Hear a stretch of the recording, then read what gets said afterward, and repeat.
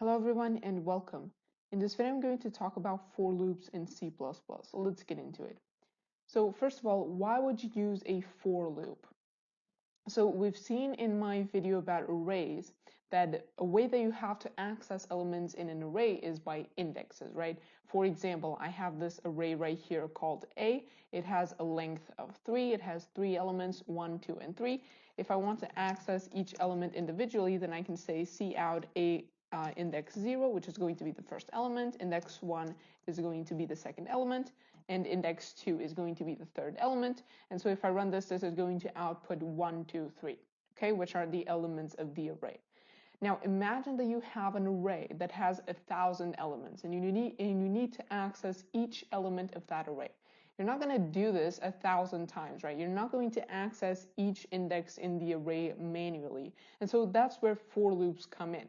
As the name indicates, they are loops, so they allow you to loop and they allow you to do something repeatedly a bunch of times, as many times as you want. So the basic syntax for a for loop is you write for, and then parentheses, and then curly braces. Again, just like the if statements, everything that's in between these curly braces is going to be inside of the for loop and therefore is going to be looped over, right? It's going to be iterated. And anything that's outside of the curly brace is going to be outside of the loop, okay? Now, a loop needs 3 things inside of the parentheses. First of all, it needs something called an iterator, okay? An iterator is basically a temporary variable which is going to store the position you're at in each cycle, okay? So usually it is an integer. It doesn't have to be an integer. It can actually be something different than an integer, but just for simplicity, let's make it an integer. It's going to be called I, and it's going to start at 0. Okay, so this is going to be my starting point. There's an iterator called I, it's an integer, and it starts at 0. Okay, now the convention is to call it I, but you can actually call it whatever you want. You can call it A, B, C, whatever you want. Okay, conventionally, you just usually call it I because it's the first letter of iterator. Okay, so this is going to be our starting point. Now, the second thing we need our ending point. So we need to define a certain condition that when no longer met is going to cause the loop to stop, okay? So I'm going to put a semicolon here, and I'm going to say, for example, I is smaller than 5, okay? So when this condition is no longer met, the loop is going to stop running, okay? And the last thing I need is to just increment I, okay? So basically what's going to happen is I've created an iterator called I, okay? A temporary variable called I. It's going to start at 0 each time the loop runs. So each iteration of the loop, it's going to increment by 1. So it's going to start at 0, then it's going to go to 1, it's going to go to 2, and so on. When it is no longer smaller than 5, so once it is 4 and then it is 5, the next iteration, it's going to stop the loop and the loop is going to end, okay? And inside of the loop, I'm just going to write cout AI, okay?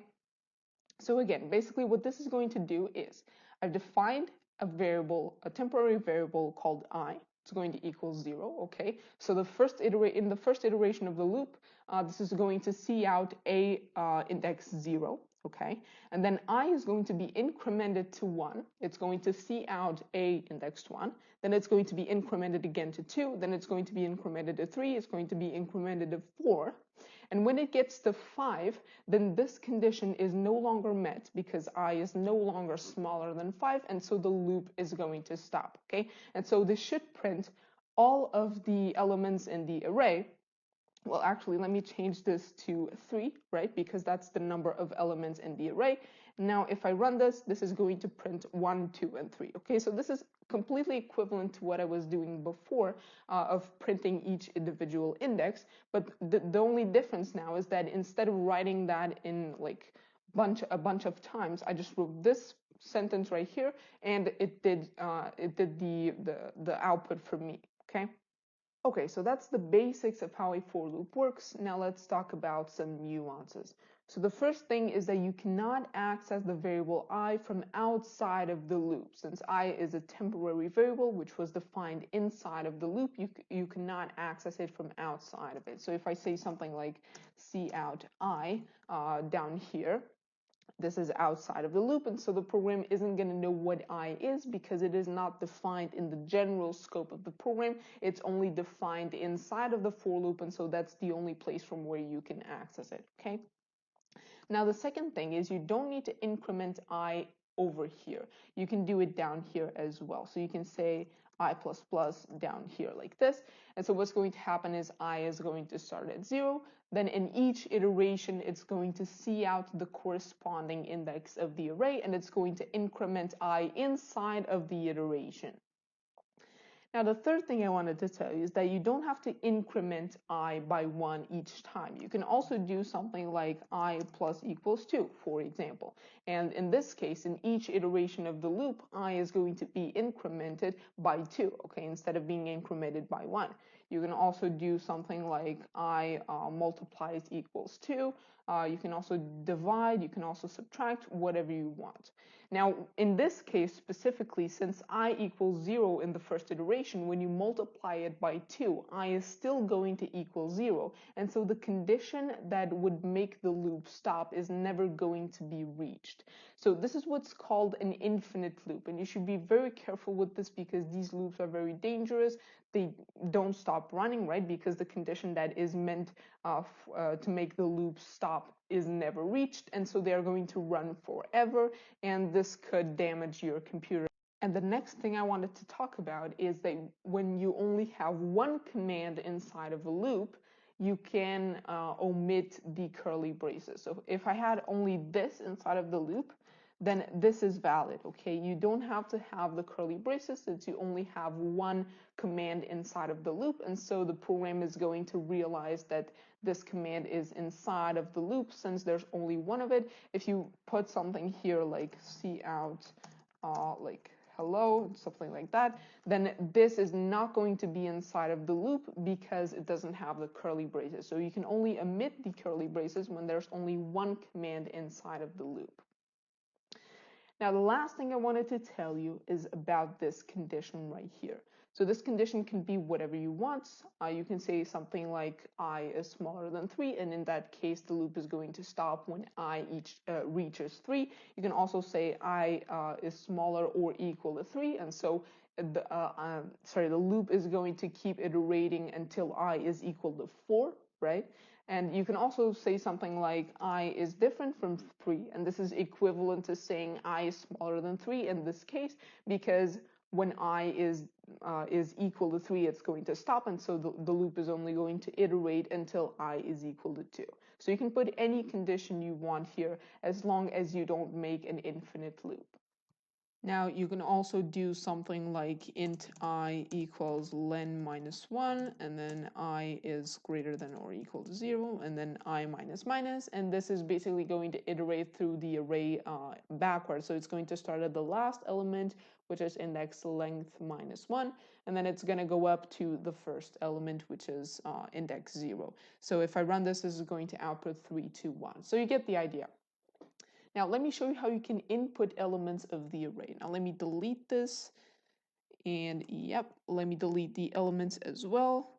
And instead of giving a value to len, I'm going to ask the user to input the len, and then I'm going to create an array which is going to be of length len, which the user is going to input. Then I'm going to say for int I equals 0, I is smaller than len I plus plus. I want to cin AI, and then another loop to cout the results. So int I equals 0, I is smaller than len, I plus plus, and cout AI, like so.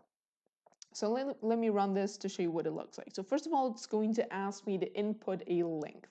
For example, 5, and now it's going to ask me to input 5 integers, which are going to be well, actually they don't have to be integers, but it's going to ask me to input 5 values, which are going to be the elements of the array, for example, 1, 2, 3, 4, 5, and then when I click enter, it's going to see out the elements of the array. So basically what's happening here is I've created a variable length, I've asked the user to input the value of length, and then I've created an array that has length len okay? And then this first loop here basically starts at 0, it goes to the length of the array -1, and it asks the user each iteration to input a value, and it's going to store that value in the corresponding index in each iteration. And then the second loop is going to see out each value of the array, and this is how you can input elements to the array. So there are still a couple topics that I'd like to approach, but I'm not going to do so in this video since this video is getting pretty long and I don't want to just make a super long video where I just throw everything at you at once, and I also don't want to rush through the concepts. I really want to go through them in depth. So let's just leave it at this for this video, and then in the next video I'm going to cover some more advanced topics, but I'm still going to talk about for loops. But for now, thank you for watching. If this video was helpful to you, if you learned something, please like and subscribe to support the channel. If you have any questions, as always, don't hesitate to ask, and I'll see you in the next video.